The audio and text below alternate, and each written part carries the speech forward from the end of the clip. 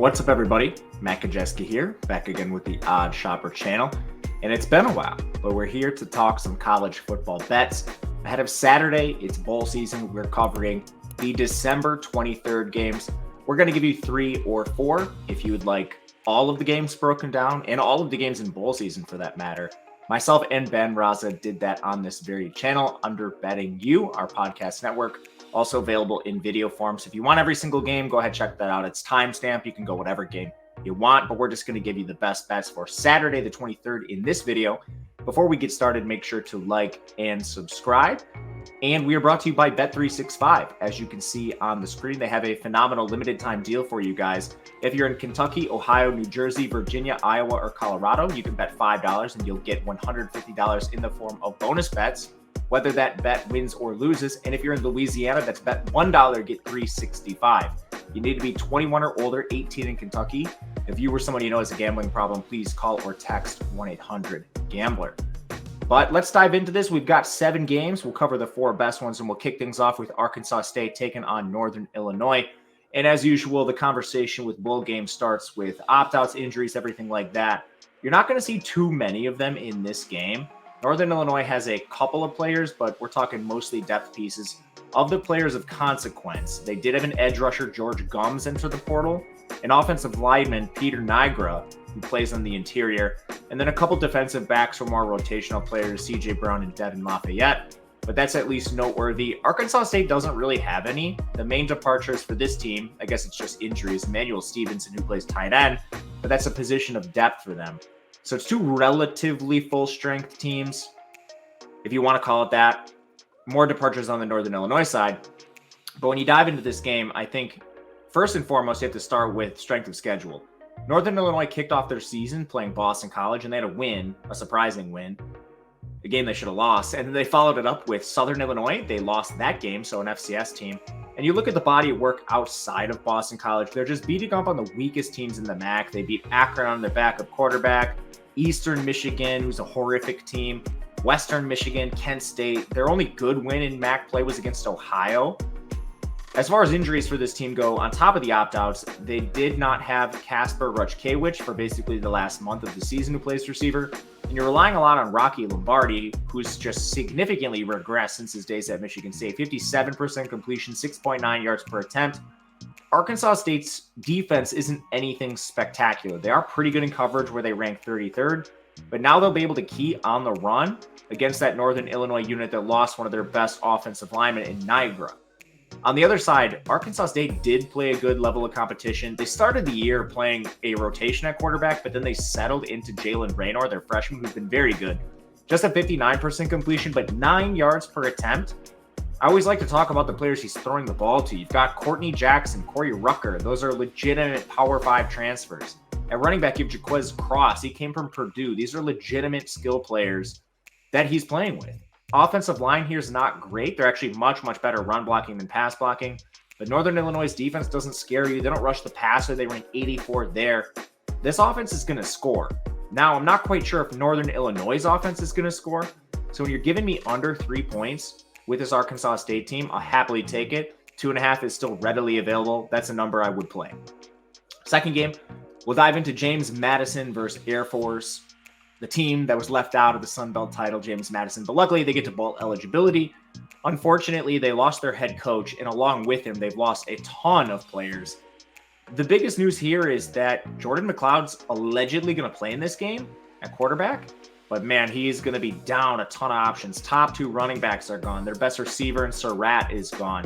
One of their top tight ends is gone. On defense, they don't have Jalen Green on the edge, Tarish Jones or Aiden Fisher at linebacker, Mikhail Kamara on the edge, James Carpenter on the interior defensive line. On the offensive line, Tyler Stevens hit the portal. They already had lost Nick Kidwell from the year, and Tyshawn Wyatt missed their last game. So, I mean, trench warfare, this team is down so many players.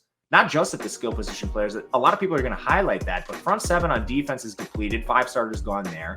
As many as 3 on the offensive line, minimum 2. This is just a team that is completely ravaged by departures. On the other side, it's kind of the opposite for Air Force. Just the dynamics of their school. It's hard to transfer in and out. Obviously, it's pretty rigorous to get into Air Force. So the only players that really left this team were John Lee Eldridge, who plays running back, a position of depth, and then they lost a receiver. On defense, they're going to get players back. Jerome Galliard and CJ Boyd in the secondary haven't played in a while. They both project to return. And biggest, Zach Larrier. He's been practicing. He's their quarterback. They lost 4 games at the end of the year without him. They lost to Army. He gets hurt. Then they lose to Hawaii, UNLV, and Boise State. Prior to that, they were 8-0. They're also projected to get back Jared Rosnos at receiver, Dane Kinnaman. They already returned their fullback, Emmanuel Michel. So it's a team that's finally healthy heading into bowl season. And man, this team is top 20 in offense, top 20 in defense. Assuming health, this is a team that's very strong, and they're not going to be depleted in the portal. So you look at James Madison on the year. Yeah, great defense, 10th overall, 4th against the run. How does that stack up with all those players gone in the front 7? I personally think it's a pretty big departure, and I think we're going to see a drop-off for this team. On offense, it already wasn't the best unit. I mean, 66th in run blocking and pass blocking. Offense was 43rd. Now you're losing your top 2 running backs and your top receiver.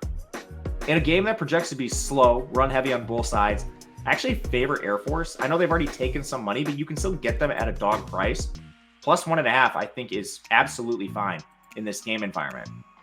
Before we go to our next 2 games, want to talk to you about Odd Shopper. We actually have a deal right now, a holiday promotion where you can get, I believe it's 33% off. That's actually not in this read, surprising enough. But basically what Odd Shopper has to offer, we have a slew of models. They're market-based. So this basically looks at books information, finds the ones that are the sharpest, and then identifies the profitable bets across the industry.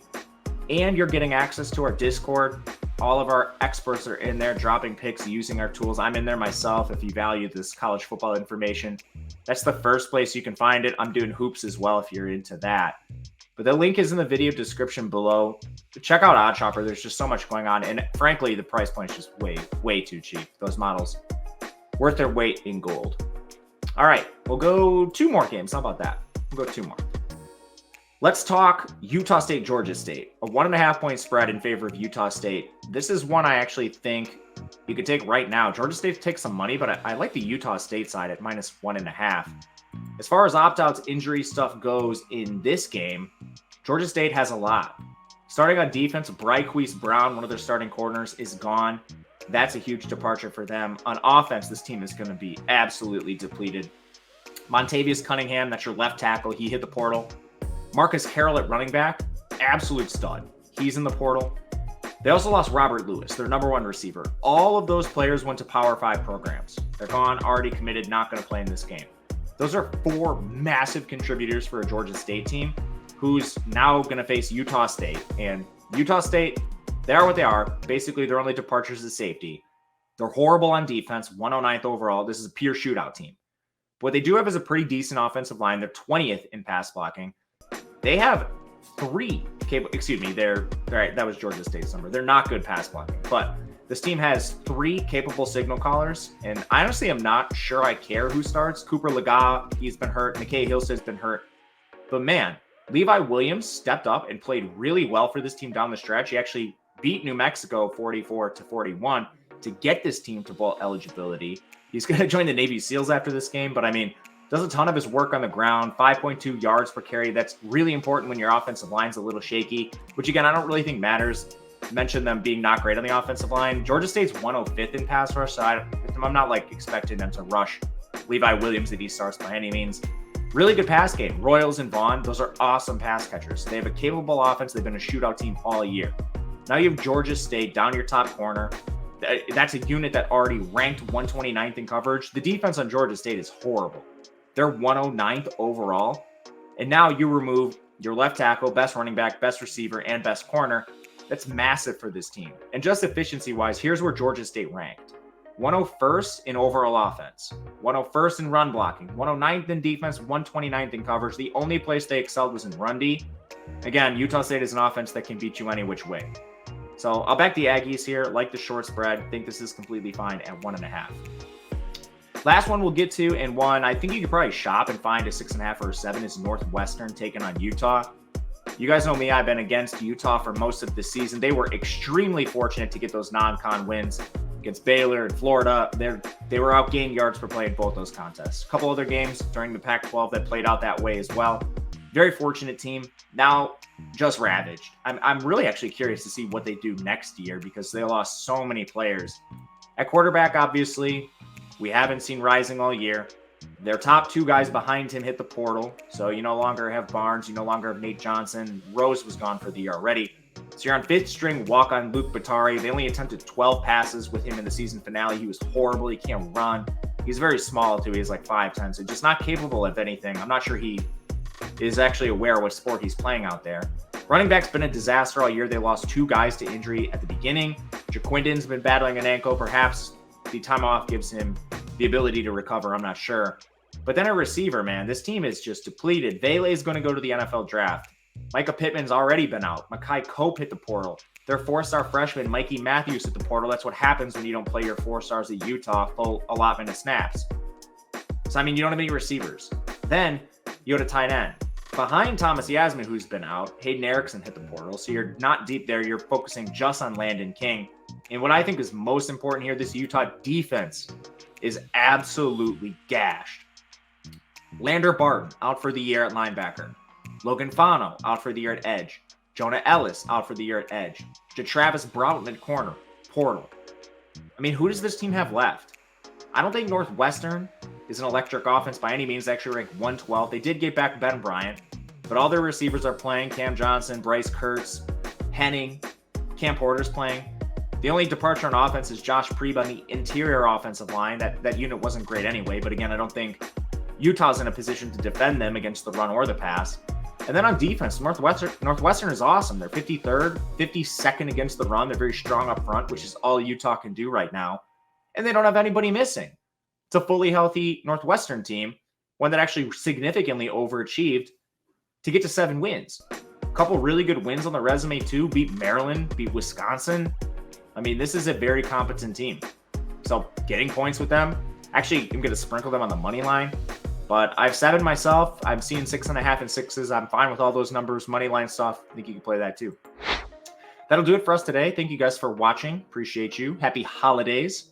I don't know what we have for the rest of bowl season. The playoff will be covered in depth, but perhaps you'll see a video like this here and there. If you want all the bowls, just look at Betting U on this channel. Otherwise, good luck, everyone. We'll see you next time.